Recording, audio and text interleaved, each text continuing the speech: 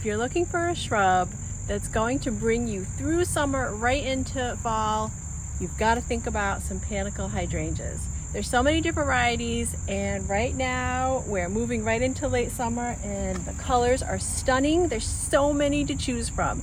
So I'm just going to list a few for you that you might want to consider adding to your own garden to extend your seasonal color, because wow.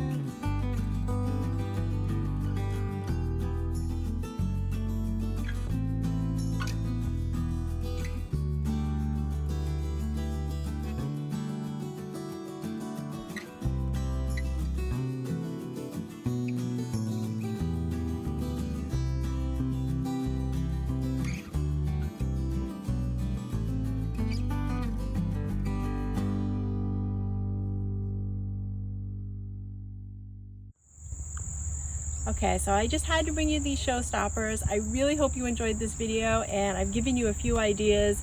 This is kind of a last minute video. I don't have my mic on. I hope you can hear me. We're at the nursery, and there's so many beautiful things that you can still plant for end of summer and fall color. So thank you for joining me, and if you liked it, give us a thumbs up and subscribe to our channel, because I love bringing these videos to you.